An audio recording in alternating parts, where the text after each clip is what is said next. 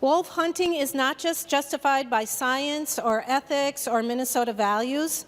Wolves self-regulate their own populations, and killing them will not, and I want to repeat, will not reduce already rare conflicts with livestock or grow deer herds.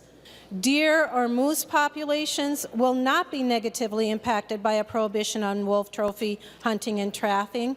And as the national trend, it is suggested that it's global warming and environmental factors, the severe winters, not this last one, but the previous ones, that have had the impact on deer population. Wolf hunting is never a legitimate way to manage wolves. It just does not make sense. Let's remove recreational wolf hunting, trapping, and snaring from Minnesota statute for good. Senator Kunesh, are you a wolf biologist? No, Senator, Mr. President, I am not a wolf biologist. I am a wolf biologist. So I do understand that some people don't want to do this, and that's fine. We're not forcing anybody to do this. But the wolves in Minnesota, they are an animal, and they are not currently being managed properly. And that's actually more dangerous for the wolves, which is what we need to educate people on and make you understand. By not having a season, it's more harmful for the wolves. We're getting to a point where the population doesn't know what the DNR says. So there's an imaginary line drawn kind of through the halfway mark of the state, and it goes through Little Falls and kind of goes to the northeast.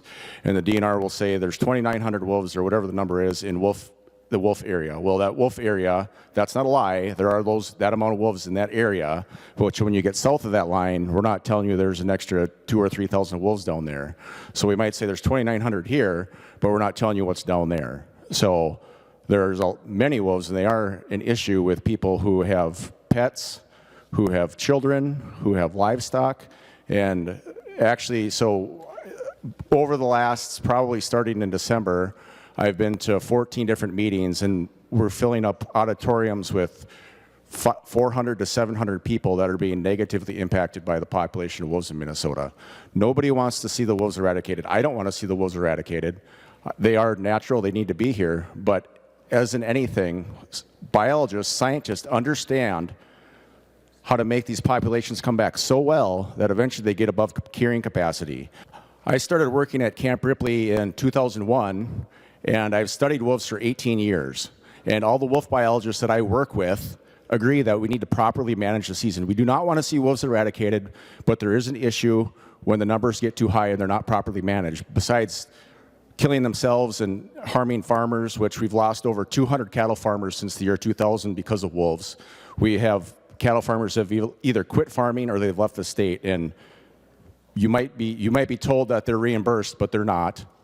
Maybe 1 in 10 cows that are killed or horses, which you'll see some pictures in a little bit. Now, we don't want to just eradicate the wolves. That's wrong, and we shouldn't do it. If there was only 300 wolves in the state of Minnesota, I would say we can't have a season. We need to bring the numbers back up.